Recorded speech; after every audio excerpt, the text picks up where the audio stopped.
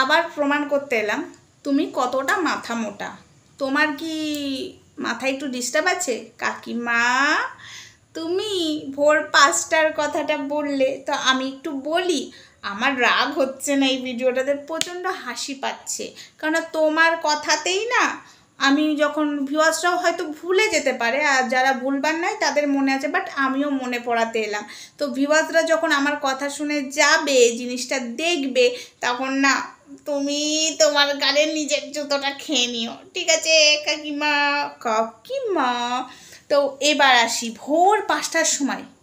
হ্যাঁ, আমি বাপের বাড়ি, ভোর 5টার সময়, নট 5টার সময়।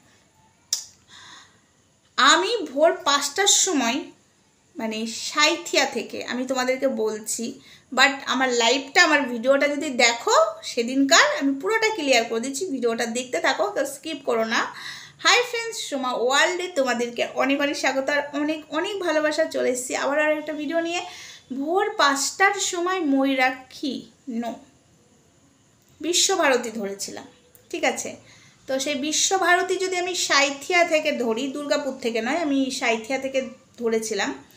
সাঁইথিয়া থেকে মানে বীরভূম ডিস্ট্রিক্ট, যেখানে তারা মা আছে, আমাদের জয় জয় মা তারা মা, ঠিক আছে? ওখান বীরভূম ডিস্ট্রিক্ট থেকে আমি ধরেছিলাম। আমি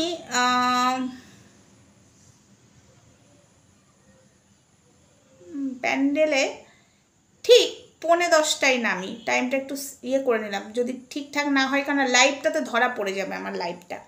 তো ওখানে টাইমটা আমি বলেছিলাম, ওখানে ট্রেনে মানে ওখানে প্ল্যাটফর্মে এসে টাইমটা ছিল, তো ওই জন্য আমি আবার এখানে এক বলবো, ওখানে একটু মিস্টেক হতে পারে, তাও আমি ঠিকঠাকই বললাম। তো আমি নামি ওই টাইমে 9:45টার সময়। তো এই যে ভোর 5টার কথাটা বললো, কতটা চিটিংবাজ, কতটা ধাপ্পাবাজ, কতটা মিথ্যাবাদী তোমরা এবার ধরে ফেলবে। সেখানে আমি লাইভও করেছিলাম, ইভেন ভিডিওও করেছিলাম। তো এবার আসি, সেই প্রমাণ আমি দিতে পারবো, ঠিক আছে কাকিমা? ও কাকিমা, তুমি পাবলিককে যেটা বোঝাতে চাইছো আগে থেকে, অলরেডি পাবলিককে আমি সেদিনই বলে দিয়েছি, জানো? আমাকে ফোন করেছিল, যে আমি বললাম মানে সেই দিন ওর মেয়ের, ঠিক আছে, একটা সমস্যা হচ্ছিল, সেই ভয়েসগুলো মানে স্ট্যাটাসে, মানে ওই পাঠা কোনো স্ট্যাটাসে কিছু লিখেছে, আর ভয়েসে দিদিয়া দিদিয়া করে, মানে আমি যেদিন যাব তার আগের দিন রাত্রেবেলায় দিদিয়া দিদিয়া এমনি করে সব কী যেন লিখছিল। আমি বললাম দেখ আমি থাকবো না, আমি যাব এখানে। ইভেন কাকু আমাকে ফোন করেছিল সেদিন, কাকু আমাকে ফোন করেছিল এইসব নিয়ে সমস্যা, আবার আমার মেয়েটার মাথা খাচ্ছে। সেই সময় কিন্তু অশান্তি হচ্ছিল ভরপুর, আর সেই সময় ছিল কালী পুজোর পরের দিন, ঠিক আছে? আমি কালী পুজোর পরের দিন গেছিলাম, ভাইফোঁটা মাঝে 2 দিন বাদ দিয়ে তারপরে ভাইফোঁটা ছিল, পরের দিন আমি বেরিয়েছিলাম। সেই ডেটটা আমি ডেটটা মনে পড়ছে না, কালী পুজোর পরের দিন। ডেটটা যদি মনে থাকে প্লিজ ওই ডেটটা খুঁজে আমার লাইভ ভিডিওটা দেখে নিও, আমি তাও বলে দিচ্ছি, একটু রুকো যারা।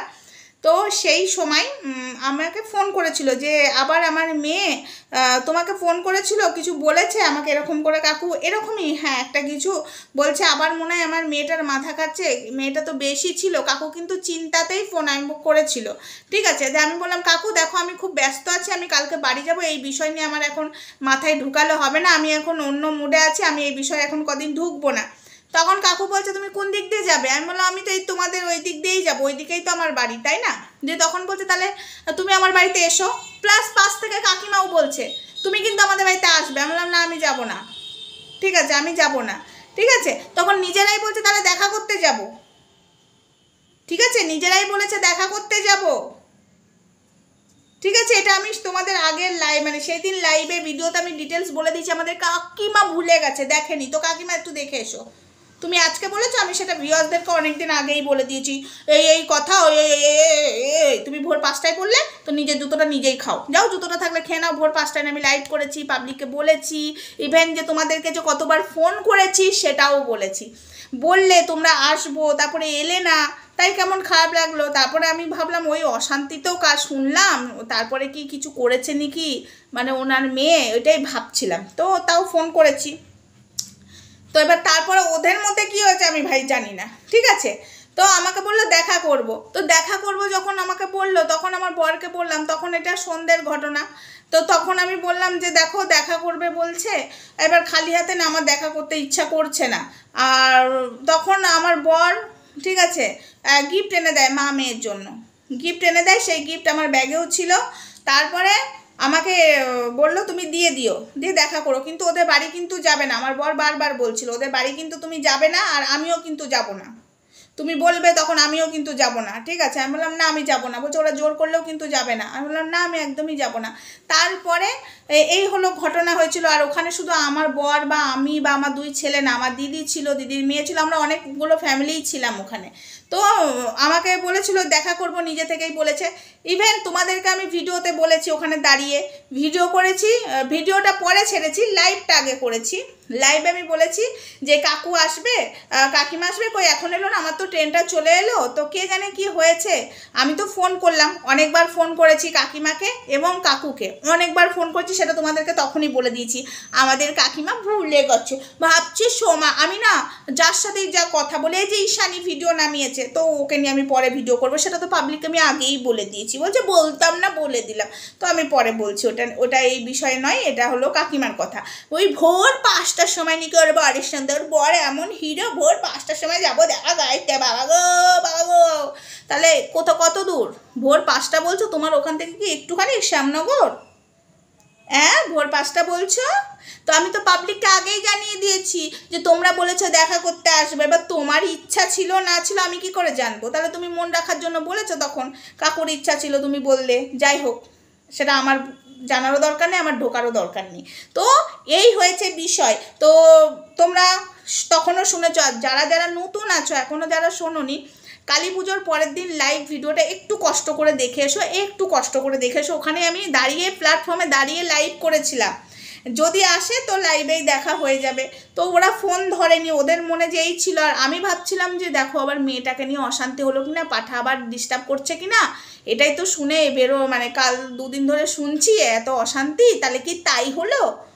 মেয়ে কেলানি খেলো না মেয়ে কেলানি দিল, এরকমই একটা কিছু বিষয় শুনছিলাম, ওর মাই বলছিল, মানে কাকিমা। আজকে লাইভ ভিডিও করে কি তোমাদেরকে বলছে, আমি সবই জানি, আমি সবই জানি। তারপরের দিন আবার ফোন করলো আমাকে, ফোন করে বলছে সোমা আমি বুঝতে পারিনি গো, নাকি ঘুমিয়ে গেছিলাম, নাকি সাইলেন্ট হয়েছে, এরকম কিছু একটা বলেছে আমাকে। ঠিক আছে, আমি তো সেটা তোমাদেরকে বলিনি, এখন বললাম। তাই যাওয়া হয়নি, ওরা নিজেরাই আসবো বলেছিল, তাই আমি অনেকবার ফোন করেছিলাম যে আমি তো দাঁড়িয়ে আছি, যদি আসে আসুক। আর আমার যদি নোংরাময় কিছু হয় তাহলে তো আমি ওদের বাড়িতেই যেতাম, তাই না? এই যে কাকিমা এই কথাটা বলছে, আর আমি লাইভ করে তোমাদেরকে সেদিনই বলেছিলাম যে কাকু কাকিমা আর মেয়েও আসবে, সবাইকে জানিয়েও ছিলাম ফোনে। এখানে আমি কিচ্ছু লুকাই না, ঠিক আছে, কিছুই লুকাই না। আর যেটা দরকার নয়, আমি মনে করি না যে সবাইকে বলার, আমি সেটা বলি না। এটা হলো আমি। আর যেটা মনে হয় বলে দেওয়া, আর এদের ডাকলেও আমি যেতাম না, এতবার আমাকে ধরিত্রীকে ডেকেছে। উনি আবার ভিডিও কন্টেন্ট বানিয়ে নিল, ভোর 5টার সময়, ভিউয়ার্সরা জানে, বুঝেছো?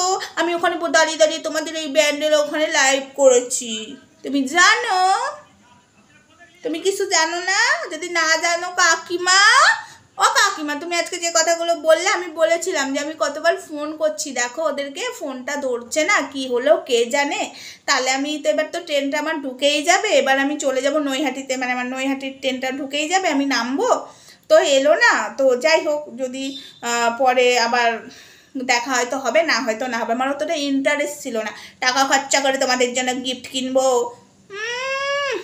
দেখা হবে বলে নিজের মান সম্মানটা, ঠিক আছে, নিজের একটা মান সম্মান বোধ আছে, প্রথমবার দেখা হবে, তোমার মেয়ে যে জিনিসটা পছন্দ করে সেটা নিয়েছিলাম, বুঝেছো? আজকে বললাম।